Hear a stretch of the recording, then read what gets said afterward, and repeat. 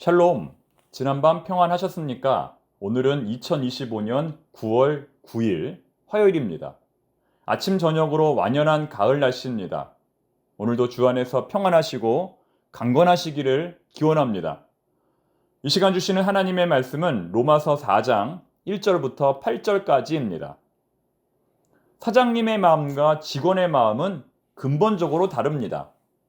직원이 주인의식을 가지고 사장님처럼 열심히 일하는 경우는 흔치 않습니다. 담임 목사와 부목사의 경우도 크게 다르지 않습니다. 저도 부목사로 거의 20년 이상 사역을 했지만 부목사님들이 교회를 바라보는 것과 담임 목사가 되어서 교회를 바라보는 것은 근본적으로 다릅니다. 그 책임의 무게뿐만 아니라 성도 한 사람 한 사람을 대하는 태도가 다릅니다. 물론 우리 청파동교회 부목사님들은 그렇지 않습니다. 우리 부목사님들은 저의 목회 비전을 따라서 지금 열심히 사역하고 있습니다.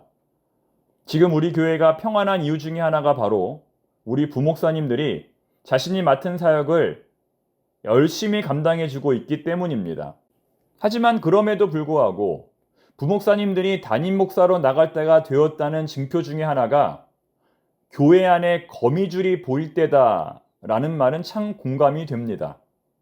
위치와 상황에 상관없이 책임의식과 주인의식을 가지고 사역해야 한다는 겁니다. 무슨 일을 하든지 죽게 하듯 하라. 사장님이든 직원이든 맡은 일에 최선을 다하라. 담임 목사든 부목사든 맡은 일에 최선을 다하라는 의미로 해석할 수 있을 것입니다. 혹시 여러분 이런 말 들어보셨습니까? 영어를 사용하게 되어서 대단히 죄송합니다. 월드 클래스. 요즘 젊은 사람들이 자주 사용하는 말입니다. 줄여서 월클이라고도 합니다. 주로 어떤 사람들에게 이런 단어를 사용합니까?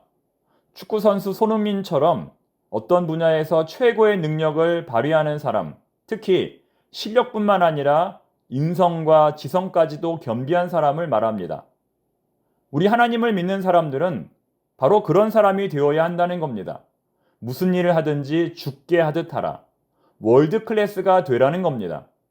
청소를 하든지 운전을 하든지 대충 하지 말고 적당히 하지 말고 남에게 보이기 위해서 신용만 하지 말고 하나님 앞에서 하는 것처럼 하라는 겁니다. 하나님이 다 보고 반드시 역사하실 것입니다. 요셉 어떻게 했습니까? 무슨 일을 하든지 죽게 하듯 했기 때문에 애굽의 총리가 될 수 있었던 것입니다. 지난 주일 우리나라와 미국 팀의 A매치 친선 축구 경기가 있었습니다. 올해로 33살이 된 손흥민 선수. 많은 사람들이 그의 실력을 의심했지만 그는 여전히 자신의 실력을 이번 경기에서 증명했습니다. 즉 우리는 손흥민 선수처럼 무슨 일을 하든지 최선을 다해 해야 한다는 것입니다. 그런데 여기서 우리는 한 단계 더 나아가야 합니다. 월드 클래스가 아니라 하나님 나라의 클래스가 되어야 한다는 겁니다. 예수님처럼 하라는 것입니다. 예수님이라면 어떻게 하셨을까? 항상 고민하라는 겁니다. 사랑하는 교우 여러분, 그 어떤 것도 우리를 낙심시킬 수 없고 좌절시킬 수 없고 절망에 빠뜨릴 수 없습니다. 결론은 이미 정해져 있습니다. 우리는 끝까지 기도하고 감사하고 기뻐할 것입니다. 우리는 끝까지 사랑하고 용서하고 인내할 것입니다. 이러한 자세로 오늘도 승리하는 청파동의 모든 교우들이 되시기를 바랍니다. 자, 오늘은 서론이 좀 길었는데요. 오늘 본문에는 아브라함의 의의가 무엇인지를 설명하면서 두 사람의 직원을 예로 듭니다. 한 사람은 너무나 성실하고 근면하며 능력에 출중한 직원입니다. 그는 같은 월급을 받으면서도 다른 사람의 2배 이상의 성과를 냅니다. 아마도 이 사람은 앞으로 진급도 빠르고 모든 일이 형통할 것입니다. 반면에 다른 직원은 그렇지 못합니다. 능력도 부족하지만 태도도 불성실합니다. 늘 몸이 아파서 병가를 내고 직장 상사와 갈등이 있고 동료 직원들과도 협력하지 못합니다. 차라리 출근하지 않는 것이 더 나을 정도입니다. 하지만 그렇다고 해서 해고할 수도 없습니다. 정규직 직원이기 때문입니다. 이렇게 극단적인 두 직원이 있다면 사람들은 어떻게 판단할까요? 이 세상의 기준에 따르면 앞선 직원은 크게 칭찬을 받을 것이고 뒤의 직원은 크게 책망을 받을 겁니다. 영적인 시각으로 보면 앞선 직원은 의롭다 칭찬을 받을 것이고 뒤의 직원은 의롭지 못하다는 평가를 받을 것입니다. 그런데 오늘 본문에 나오는 하나님은 너무나 충격적이게도 후자, 일하지 않은 사람을 의롭다고 선언하시는 분입니다. 5절에 나오는 내용입니다. 아니, 진짜 복을 받은 사람은 앞사람처럼 열심히 일한 사람이 아니라 일하지 않았음에도 불구하고 하나님께 의롭다 칭함을 받은 사람이라고 말씀합니다. 바울은 그 근거로 시편 32편에 나오는 다윗의 고백을 인용합니다. 이 정도로 바울이 말하는 이신칭의의 복음은 이 세상의 기준으로 볼 때 쉽게 받아들일 수 없는 내용입니다. 만약 여러분들이 앞서 말한 열심히 일하는 직원이라면 이러한 평가를 받아들이시겠습니까?